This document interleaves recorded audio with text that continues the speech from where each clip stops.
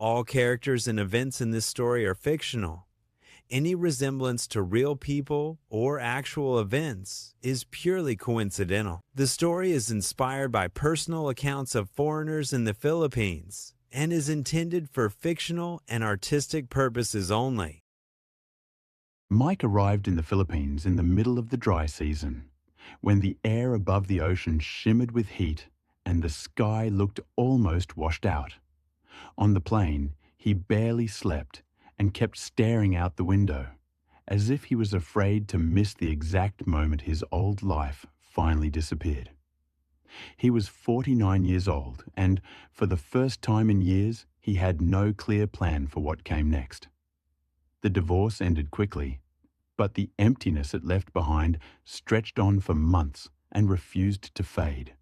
Back in Colorado, there was a house he no longer wanted to enter, and belongings that meant nothing without the woman he bought them with. The Philippines felt like a simple solution, almost an escape, though Mike preferred to call it a fresh start. He told himself he needed the ocean, warm weather, and a place where no one knew his past. He chose Bohol almost by accident after reading a forum post that described it as quiet and affordable. When he stepped out of the airport, the smell of wet earth, gasoline, and something sweet, like ripe fruit, hit him all at once. For the first time in a long while, Mike felt a strange sense of relief. It was as if someone had given him permission to stop pretending he was strong. For the first few days, he stayed in a small guest house near the beach and barely spoke to anyone. He woke up early, drank strong instant coffee, and sat by the water for long stretches of time. Sometimes he believed that if he sat there long enough, his thoughts would eventually stop drifting back to the past. In the evenings, he went out to eat and chose places that were quiet and unremarkable. One night, he walked into a small bar with wooden tables and faded photographs hanging on the walls. The music was soft, and there were very few tourists inside. Leah had been working at that bar for almost 2 years and recognized most regular customers by sight. She noticed Mike immediately because he was sitting alone and not scanning the room like other foreigners. He studied the menu with intense focus, as if the choice actually mattered. When she approached, he looked up and smiled, a little unsure of himself. Her English was gentle and slow, without sharp edges. She spoke calmly and often lowered her eyes, as if she were shy by nature. Mike ordered a beer and something simple from the menu, without paying much attention to the names.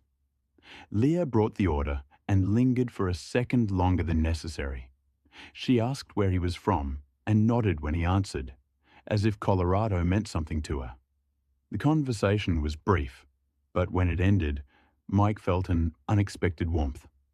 The next evening, he returned to the same bar. Then he came back again. After a few days, their conversations grew longer, and sometimes Leah sat at a nearby table when the bar was slow.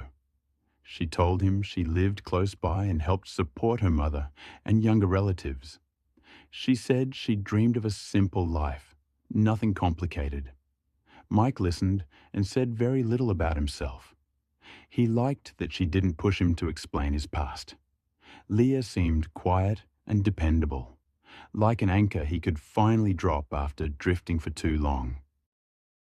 A couple of weeks later, she offered to show him around the island. They rode together on a motorbike along narrow roads and stopped at viewpoints overlooking the sea. They ate street food and watched the sun sink into the water. Mike felt alive in a way he hadn't felt in years. Leah rarely laughed, but when she did, she covered her mouth with her hand, as if it was something private. She talked about her mother's poor health and the debts that had followed her family for years. At first, Mike hesitated to help financially, but every time he saw the tired look in her eyes, it became harder to say no. He told himself it was normal, and that he was simply being kind. Eventually, he moved out of the guest house into a larger house that Leah helped him find. She explained it would be easier to handle the paperwork and lease if everything was under her name. Mike didn't argue because he didn't want to deal with local rules and details. He trusted her and saw it as part of starting over. Little by little, Leah became his translator, his guide, and the only person he spoke to every day. She warned him that other foreigners were bad influences and only brought trouble. Mike agreed and slowly distanced himself from the few acquaintances he had made. Sometimes he noticed that his world had shrunk to a single person, but he didn't see it as a danger. He believed this was simply what starting a new life was supposed to feel like. As weeks passed, Mike stopped counting days and started measuring time by small routines they shared. Mornings began with the sound of scooters outside and Leah moving quietly through the house. She liked to wake up early, even on her days off, and said it made her feel useful. Mike watched her from the bed as she prepared simple breakfasts and hummed softly to herself. He liked those moments more than he admitted. They felt domestic, stable, almost earned. Sometimes she used his phone to look up places or translate messages, but she never let him touch hers for long. Mike noticed this, but he told himself it was a cultural thing. He didn't want to be the suspicious foreigner who ruined a good thing by overthinking. During the day, Leah often left to help her mother or run errands she didn't fully explain. She always came back with a tired smile and stories that sounded reasonable enough. Mike spent his afternoons walking along the beach or sitting in cafes with his laptop, pretending to work. He had savings, enough to feel safe, and for the first time in years, no one expected anything from him. At night, Leah talked about the future in vague, careful terms. She mentioned a small business, maybe a food stand or a tiny shop near the road. She said it wouldn't cost much to start, just a little help at first. Mike nodded and listened. He liked the idea of being part of something simple and local. When he sent money, he didn't think of it as giving. He thought of it as investing in a shared life. Slowly, the amounts grew larger. There was always a reason, always a deadline that couldn't wait, a medical bill, a deposit, an opportunity that would disappear if they didn't act fast. Mike stopped checking his bank balance as often. He trusted that everything made sense, even if he didn't fully understand it. Occasionally, small cracks appeared. Leah sometimes took calls outside and spoke in a tone Mike had never heard before. Her voice would drop, sharp and fast, nothing like the gentle English she used with him. When he asked who it was, she brushed it off and smiled. She said it was family, always family. Once, he suggested visiting her mother together. Leah's smile tightened, just slightly. She said it wasn't a good time and changed the subject. Mike felt a flicker of doubt, but pushed it away. He reminded himself that he came here to stop doubting everything. One evening, they met another foreigner Mike vaguely recognized from a nearby cafe. The man tried to make conversation, asked how long Mike had been on the island. Before Mike could answer, Leah interrupted and steered him away. Later, she told Mike the man had a bad reputation. She said foreigners like that caused problems and trouble with the police. Mike believed her. It was easier to believe her than to question why she seemed nervous. The house began to feel less like his. There were drawers he didn't open and shelves he didn't use. Leah rearranged things often, moving his belongings without asking. Mike told himself it didn't matter. He liked that she made the place feel lived in. Some nights, she came home late and smelled faintly of alcohol. She said the bar had been busy or that she met a friend after work. Mike nodded and said nothing. He didn't want to become the kind of man who checked phones or asked for proof. He had promised himself he wouldn't be that man again. The distance between them grew slowly, almost politely. There were fewer long conversations and more quiet evenings. Leah spent more time on her phone, always angled away from him. Mike noticed how quickly she locked the screen when he came close. He noticed, and again, he said nothing. Then came the night that broke the balance they had built. It started like any other evening, ordinary and unremarkable. They ate dinner at home, rice and fish, barely speaking. Leah said she was tired and went to bed early. Mike stayed up for a while, scrolling through news on his tablet, then decided to take a shower.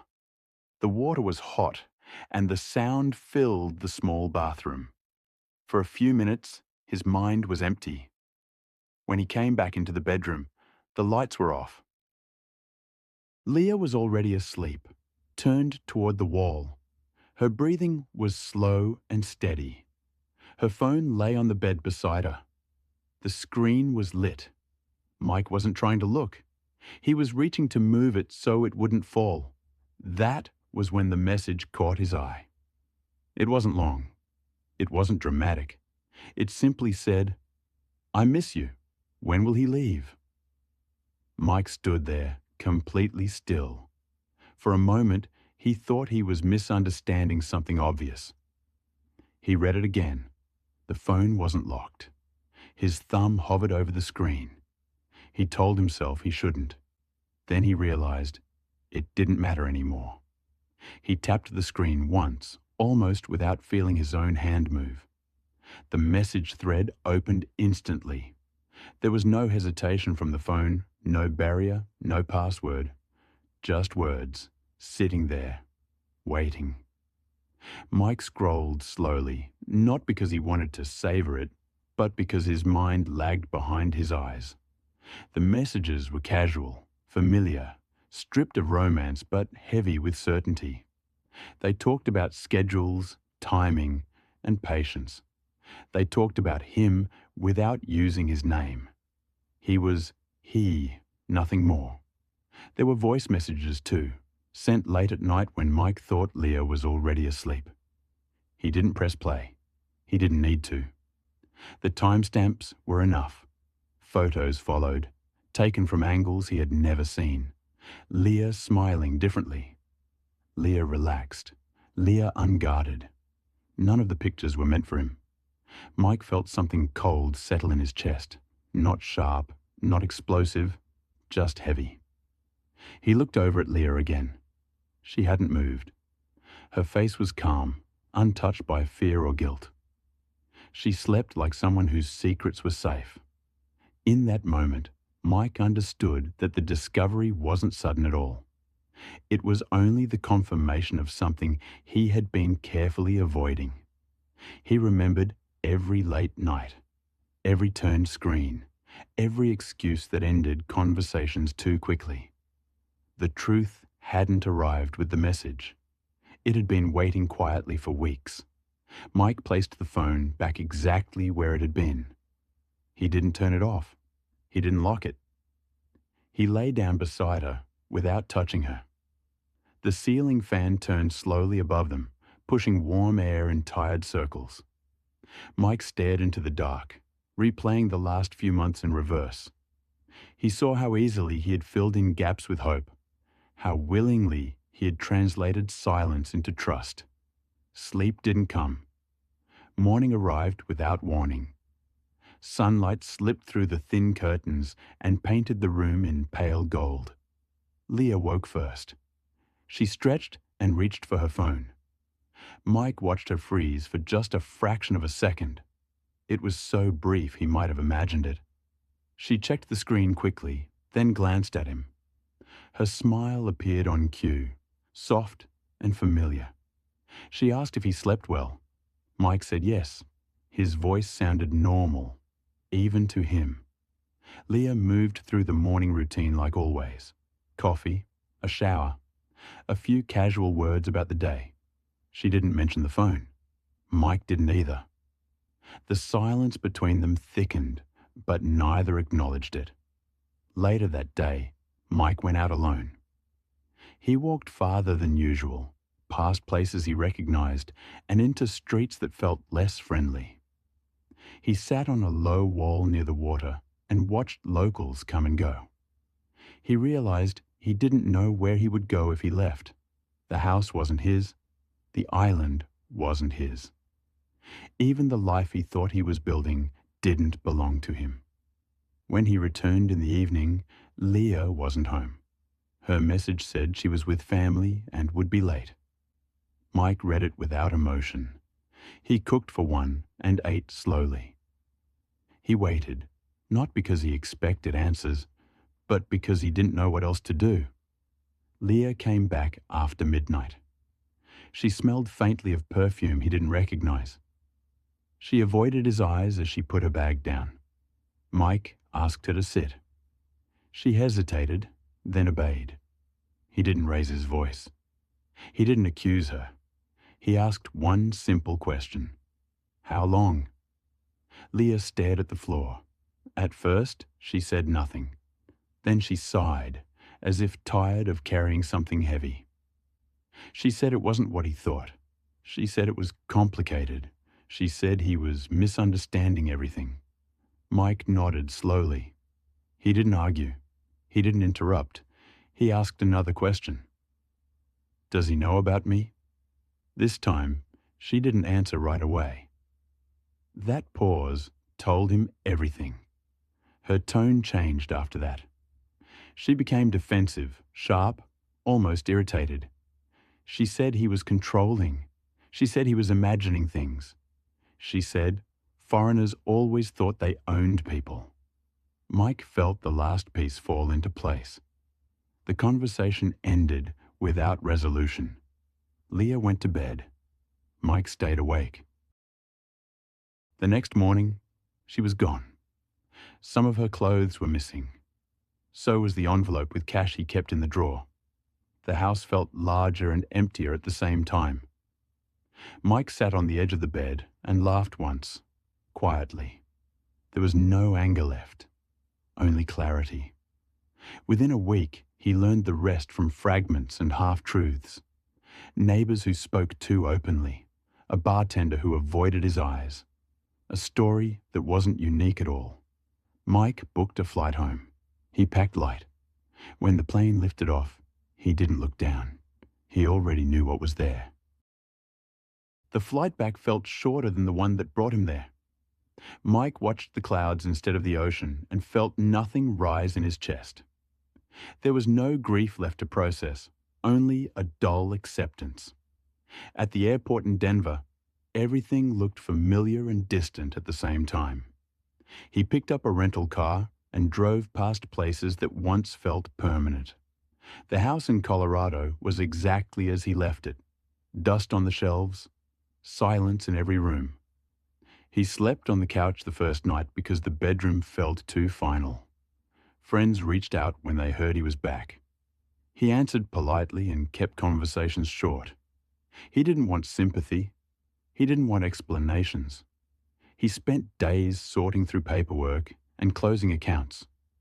The money he lost stayed lost. There were no emails to send and no numbers to call. Everything had been done legally enough to leave no clear path back. At night, memories surfaced in fragments, not the lies, the small moments, the mornings, the illusion of routine. Those were the hardest to let go of. Mike realized he wasn't angry at Leah anymore. He was angry at himself for wanting simplicity so badly that he ignored reality. He had confused kindness with safety. He had mistaken attention for care. Months passed. The story faded into something he could tell without emotion. Sometimes he caught himself warning others in subtle ways. Not with accusations, just with silence, where advice might have been. One evening, sitting alone with a beer, Mike finally understood what had really happened. He hadn't been tricked by a woman. He had been tricked by a version of himself he wanted to believe in. The man who thought starting over meant erasing risk. The man who believed distance could replace discernment. That man stayed behind on the island.